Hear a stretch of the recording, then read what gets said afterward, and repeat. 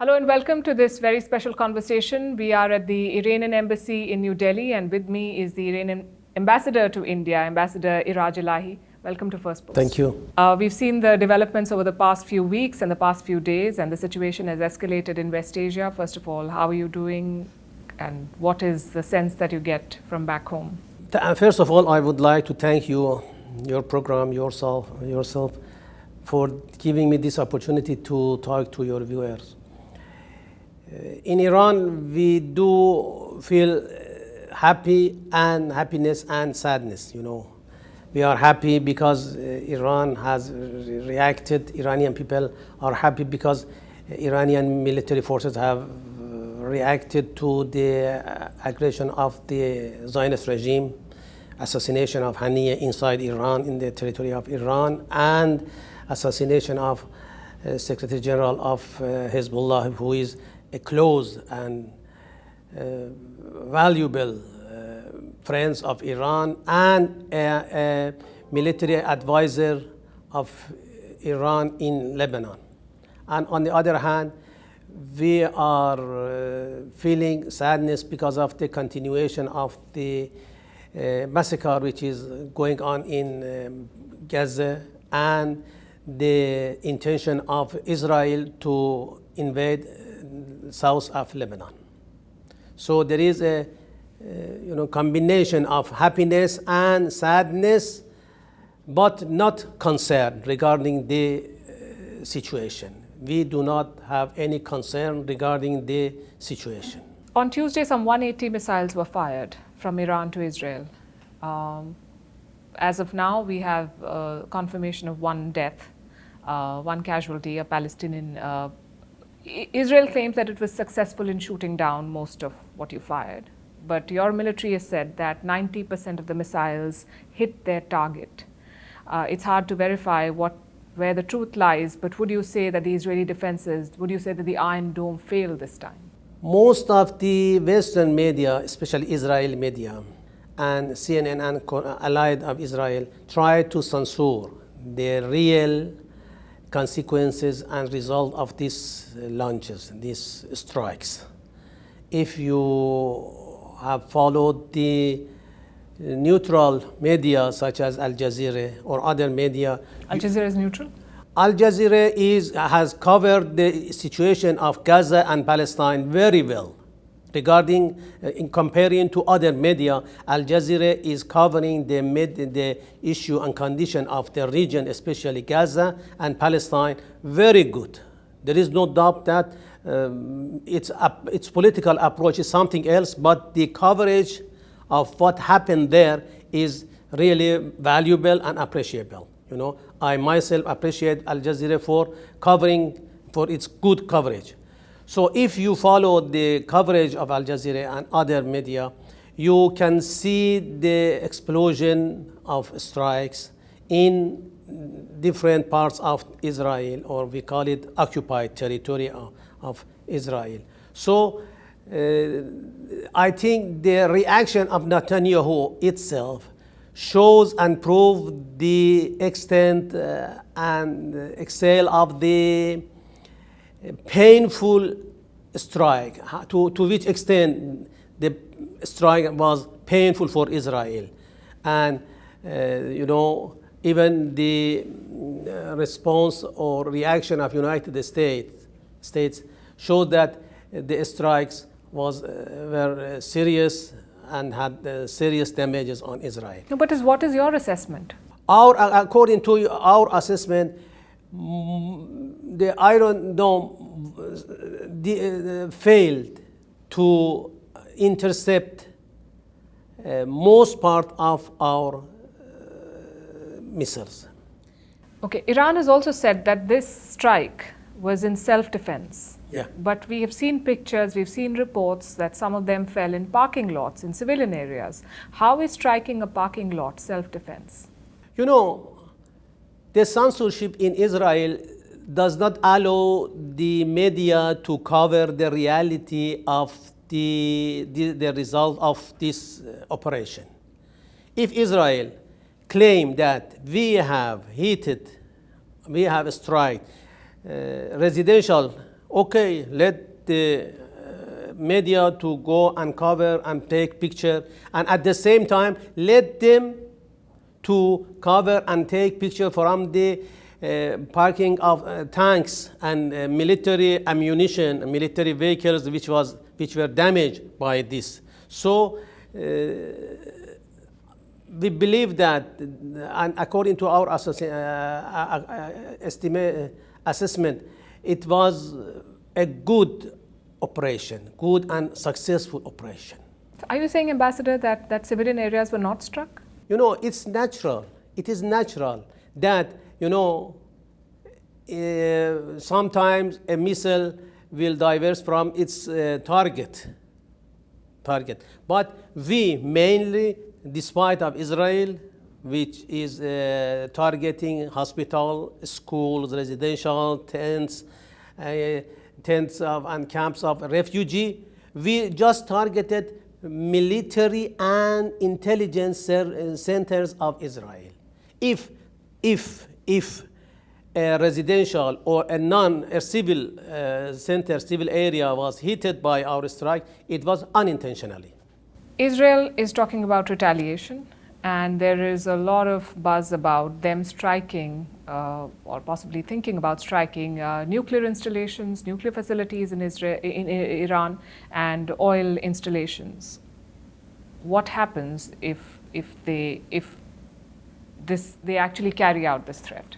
You know, last time also Israel claimed and declared that its strike will be painful for Iran, but it just hit by a small, quadcopter military center of Iran. This time too, we believe that Israel is enough, has understood the consequences of any escalation of the tension between Iran and Israel. If it do anything against Iranian nuclear issue, nuclear infrastructure or nuclear building, or Iranian oil industry, the reaction of Iran will be more painful for Israel. And as Supreme Leader promised and officially mentioned, the strike will be very, very strong. What does that mean? As what happened in the day before yesterday in Israel, we will react, we will respond by new, in the first round of our operation, we deployed our old ammunition, our missiles. In the second, we used more advanced ones. In the third, let me not mention about or give you any information. It is secret and I cannot give you more information about that. I am not allowed. But we will use new missiles and new ammunition against Israeli territory, Israeli installation, Israeli military forces, which will be very harmful for them.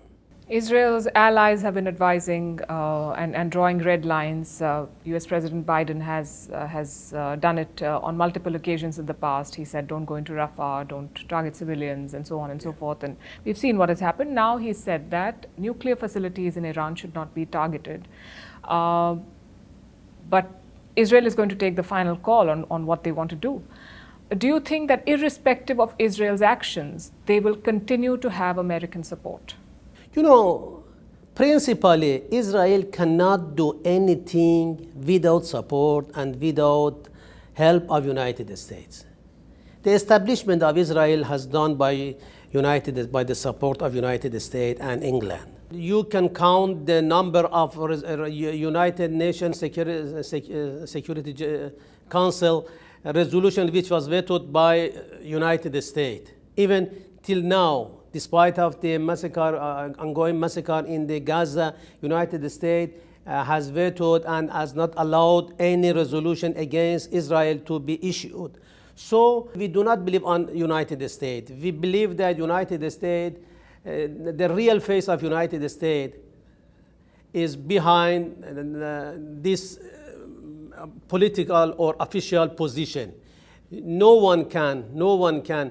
They try to hide their real politics, real policy toward Israel, toward the region. And in fact, Israel is a puppet of United States for implementation of their plan for the region. You know, in fact, Condoleezza Rice and his Secretary of State of United States, and before her or after her, there were too many talks about the plan of United States for the region. Great Middle East, Abraham Accord, IMEC, different plan, different project in the region. They have planned to change the geopolitics of the region, to change the borders of the region. Nowadays, this project, genocide of the Palestinian in Gaza, is just one part of the project. Netanyahu did not accept ceasefire in the recent talks in Doha. Netanyahu hesitated and denied to accept the elimination of the border of Israel. What does it mean? It did not accept to eliminate the border of Israel. It shows that it is not satisfied with the current border of Israel. But my question was that, do you think that the Americans will keep supporting them irrespective? Because some of these ceasefire deals were deals that the Americans were pushing, and the Israeli leadership refused to accept it. So, if Israel do anything about Iranian nuclear facility, United States, despite of this hint, will be responsible for this. Will be responsible because the ammunition which is used, which could be used, is have given to Israel by United States. I cannot say I cannot submit something to you and ask you to not use it. The US is also heading into an election in about a month from now. Do you think that if Donald Trump wins, it will further embolden Israel? Donald Trump is unpredictable person. Despite, he suddenly make a decision and suddenly change his decision. So and during the election campaign, they say something. You can compare, you can see or review the promises of the people, even in Iran, even in India. During the election campaign, people promised something, and after that, when they got the power, many times they forgot it or leave it. So now internal issue of United States is not issue which will affect the current situation in the region. We believe that we should wait who will come to White House and will be his or her policy. What about the Arab states? Do you think they will support Iran if this escalates? Arab states have two priorities: development, security, which are interrelated. Saudi Arabia and Iran reached to this conclusion that the escalation of tension between two countries is not on the benefit of both countries. So we reached to rapprochement by support of China. And we appreciate the role of China in this regard. Despite India could play a role, India, we did not witness any role from India in this regard. Arab states now, Saudi Arabia, United Arab Emirates, other countries, their concern is their development. Development needs security. Security is not just for one country and and the instability and insecurity could not be controlled by official border. Now we are suffering from what is happening or the current situation in Afghanistan. Drug trafficking, refugees, smuggling of weapons, different. Any tension, any escalation of the situation with Iran, either with Israel or with United States, have heavy consequence for whole region. And if it will have consequences for whole region, it means that there will be no security for no country, and the development would be just a dream which is not be accessible. So for this reason, we have witnessed some efforts from different Arab states to de-escalate the situation, and we appreciate and we welcome them and we are pleased of this. But if, despite their efforts, it still escalates, do you think they will support Iran, or will they be neutral players? We hope that they play a neutral role. If the tension be between Iran and United States, all military bases of United States, despite of their geographical location, will be Iranian targets. Including in Qatar? It doesn't make any places. Any American will be Iranian target if tension between Iran and United States escalate. We hope that we do not, of course, reach to this point. But, you cannot, United States cannot use its bases in the region against Iran and ask Iran to not defend itself. We have right, according to the United Nations Charter, we have right, inherent right to for self-defense. So we are serious in this. And we believe that the whole region, our neighbors, first of all, reach to this conclusion, and we are witnessing, we are receiving different signals from our Arab neighbors that they are against escalation of the situation in the region. And we welcome this, and we are pleased of this.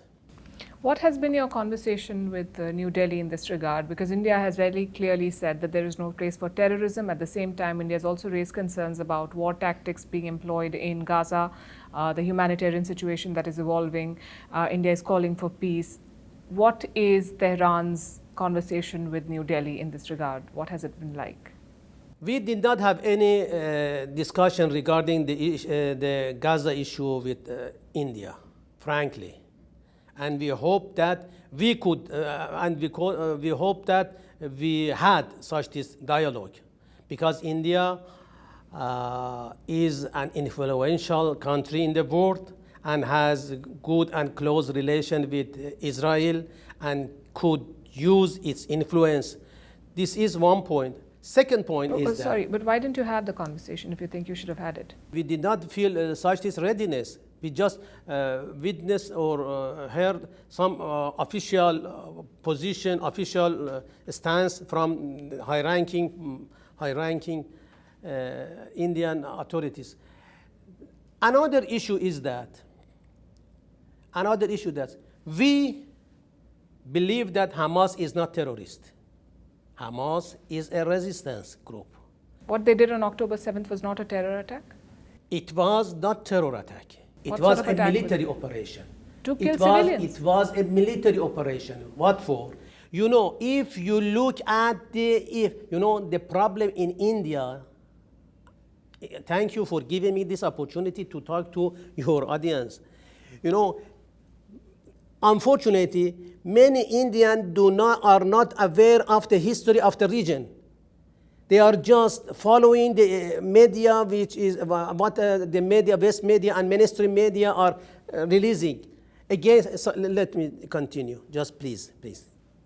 The roots of the 8th of October comes back to Sabra and Shatila in Lebanon. I visited Sabra and Shatila camps where Netanyahu, where one of the high-ranking commander of Israel visited and ordered massacre, killing all people, a genocide, a genocide.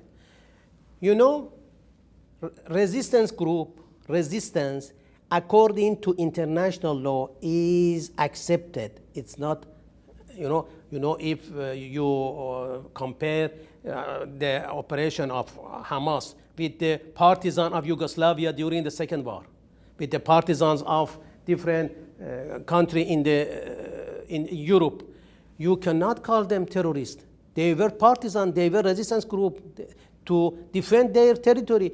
Hamas also, terror, what is terror? What is terror? You tell me, what is terrorism? Terror, unfortunately, there is no exact definition for terror. According to you, what is terrorism?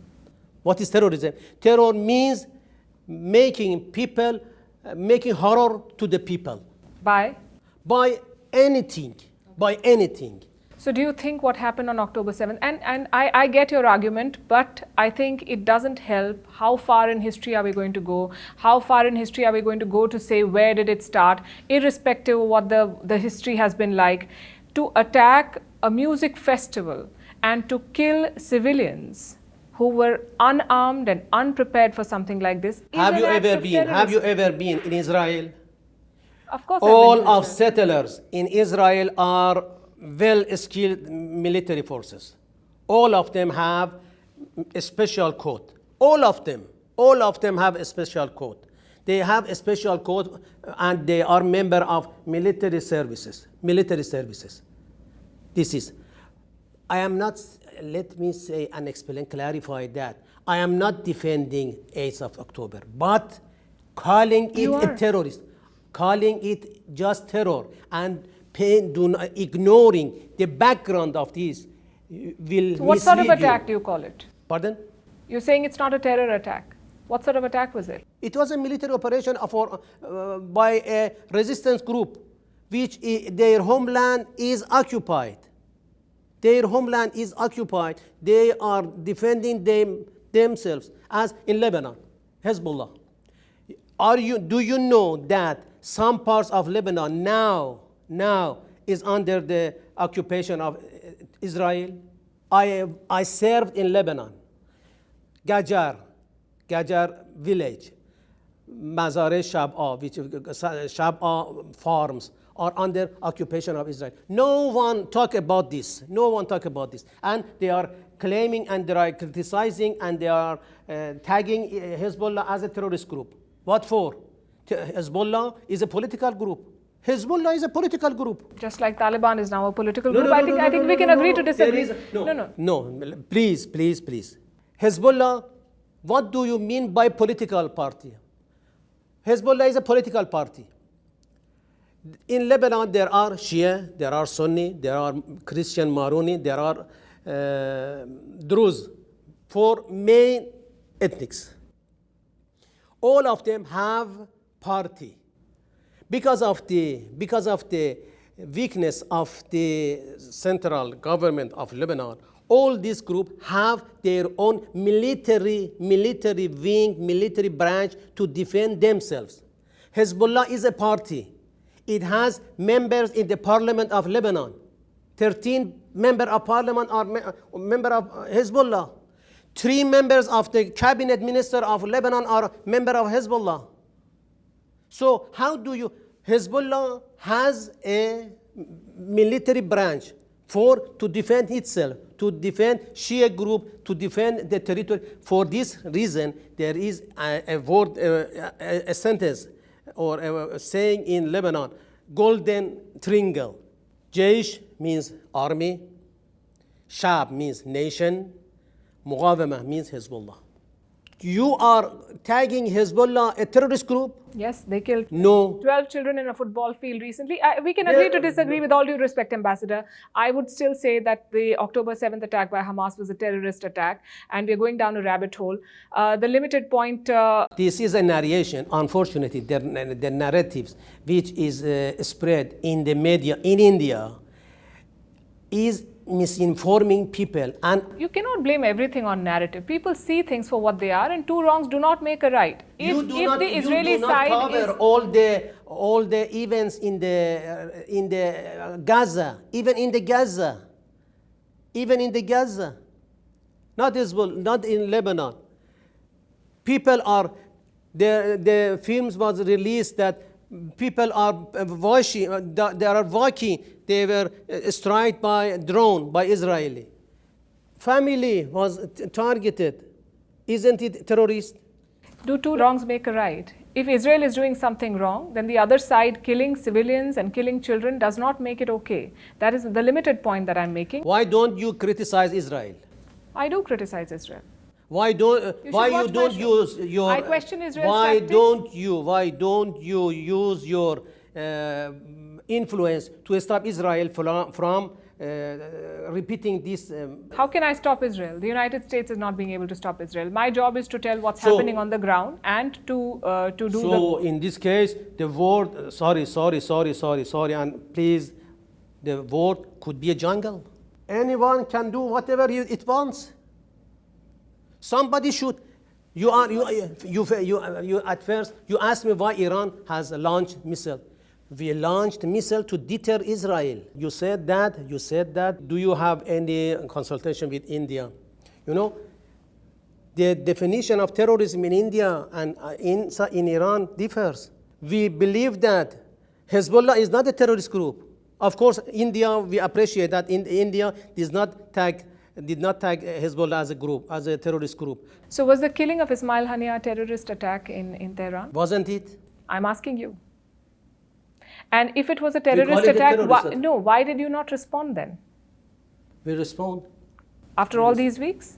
A military or political reaction should not be very fast. It depends to different factors.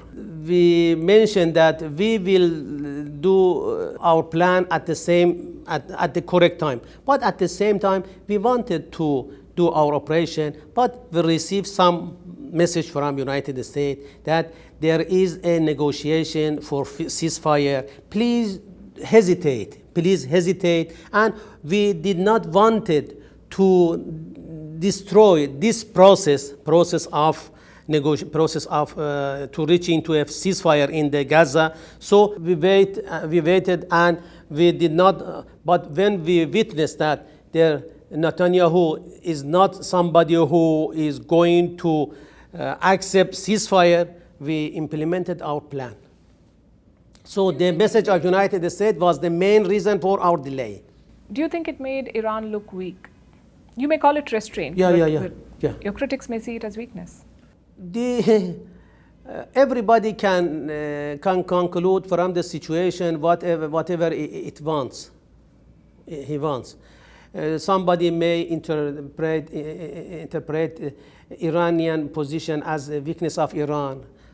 Some people believe that it is a strategic patience of Iran.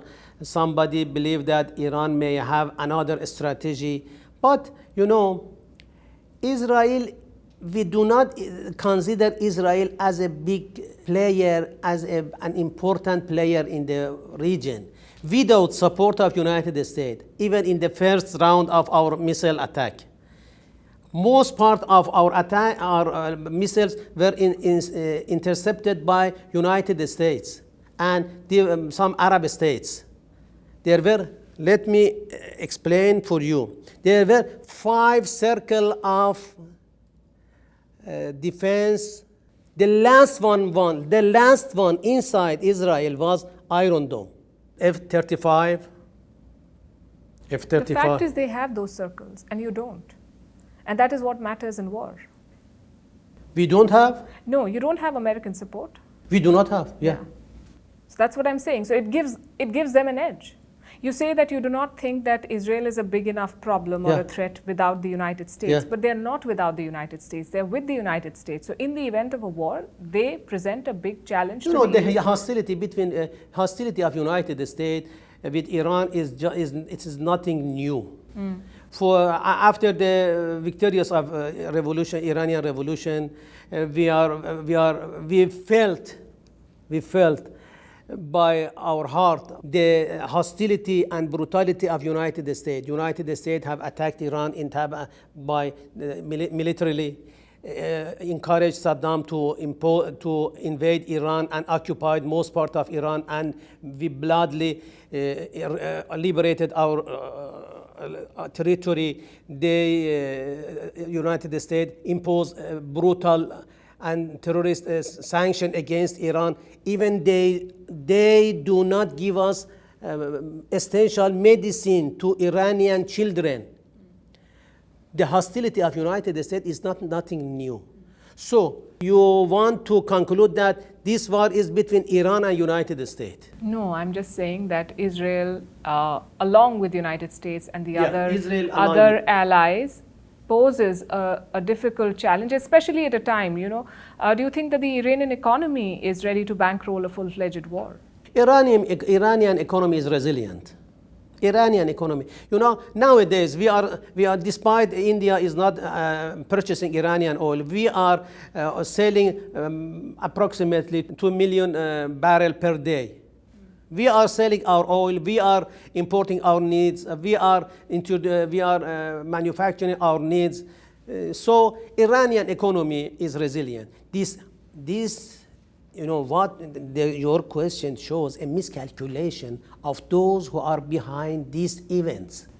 I hope that they stop this miscalculation. They think, in fact, that Iran's economy is weak, and Iranian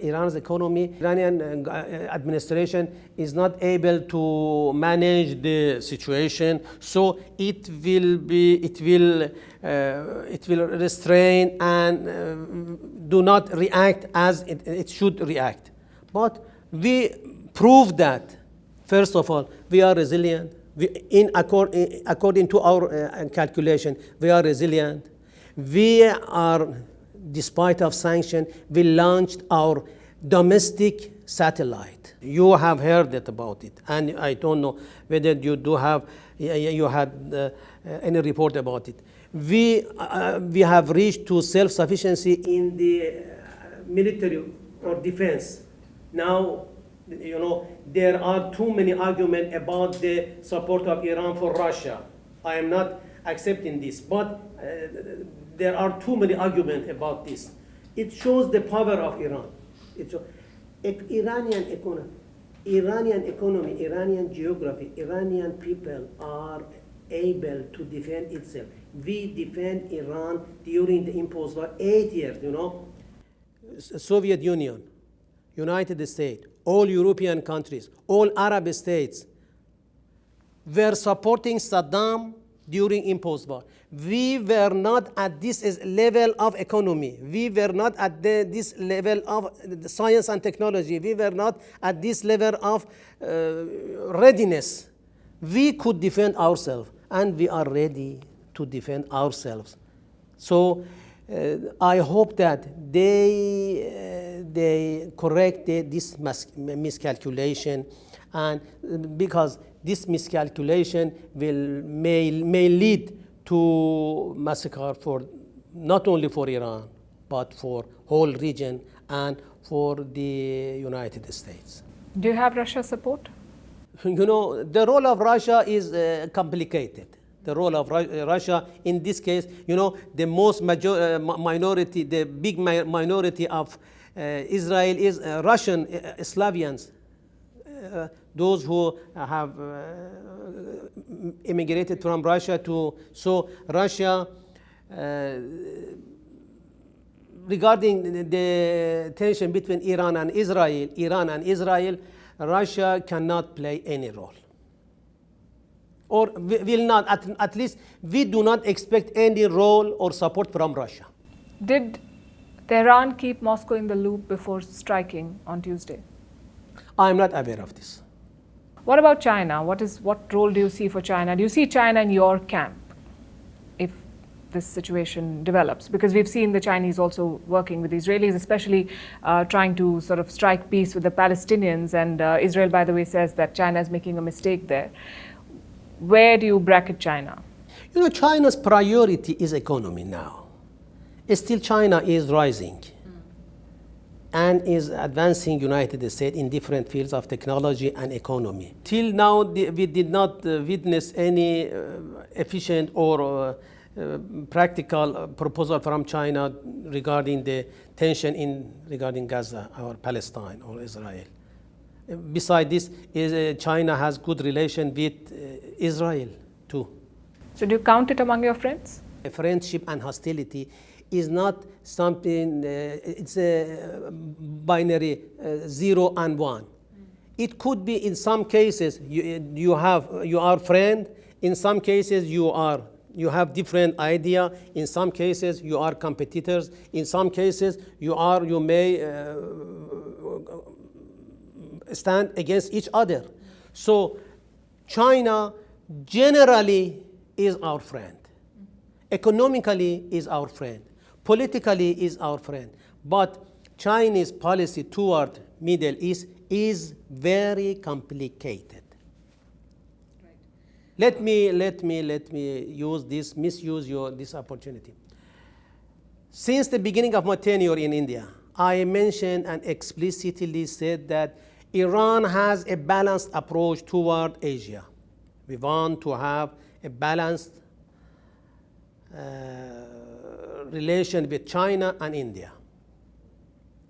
We hope that China has welcomed this approach. China has welcomed this approach, and we have reached to good occasion, good result. Unfortunately, in many cases, especially in the field of energy, which Iran was a main ally and reliable partner of India.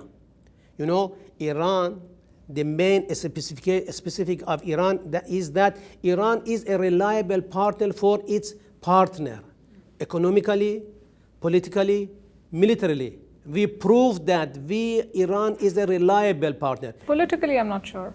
What for? You keep raising the Kashmir issue. How? The Iranian. We did not. The Iranian leadership keeps talking about atrocities in Kashmir, which does not go down very well with New Delhi. You know, this is a misinterpretation of the words of. This is I myself has the opportunity to meet Supreme Leader. When I was introduced to Supreme Leader that I am ambassador in India, His Excellency said, India is important. And yesterday also Supreme Leader mentioned India in another context. You should interpret the words and speech of Supreme Leader in the context. But he does talk about Kashmir, where he should not be talking. He did not recently or in the past and recently as well. Recently, he just talked about Muslim. And I talked to different officials in India that in Iran also are monitoring the Indian media. Indian media are talking about polarization of the society. This is not about the media. This is about the Supreme Leader of Iran bracketing Muslims in India, Muslims in Kashmir with Muslims who may be facing atrocities in West Asia, which did not go down well with New Delhi. Do you think it was wrong if you call yourself a political ally and friend of India? Do you think it was wrong to tread into an issue that is so sensitive? We have supported India in the Islamic world. I as ambassador of Iran have supported, I explicitly mentioned that we want to support and we have support India and count India as which its population contains a high portion of Muslim. We support India in the Islamic world, despite of the propaganda which is going on by countries. You fully aware of that. We supported India in different, but at the same time, as you have some concern regarding the Hindu in Bangladesh, regarding the Sikh in Afghanistan, we have right to have some concern regarding Shia, regarding those who believe believe that some positive feeling toward Iran, and it doesn't mean interference of Iran in the internal issue of India. As if India says something, it doesn't mean that India is interfering in If Iran. India talks about anti-hijab protests in Iran, would you take it as a friend just commenting on like-minded individuals in Iran, or would you see it as meddling? Officially, we appreciate the position of India, officially. We did not receive any official, we did not witness any official position from Indian officials regarding this issue. But media of India, which is heavily under control of government of India. You're mixing the issue. My limited point, sir, is that friends do not have to agree on everything. But there are issues that you can raise in private, and there are issues that you raise publicly. When you raise the issues publicly, it is assumed that it is not for the issue to be resolved. It is because you want to make a statement. And the Supreme Leader's statements, unfortunately, were in the second category. If there are concerns about any religion, any minority in India, you have the channels open, you could have talked.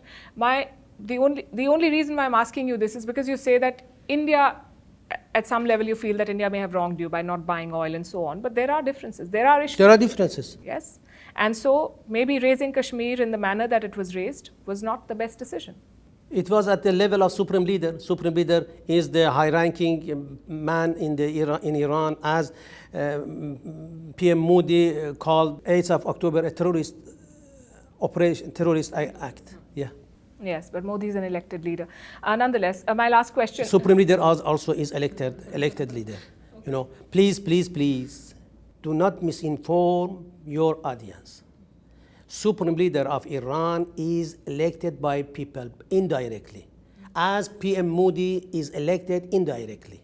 In your system, there is no comparison. In your system, which is parliamentaries, president and prime minister are elected by election. In our system, we elect a majlis, expert majlis, expert council. The expert council will elect Supreme Leader, as Lok Sabha elect PM Modi. We should have a separate conversation, completely separate conversation comparing these two. I am ready to discuss this issue, and inshallah, it is just a beginning of our cooperation. Absolutely.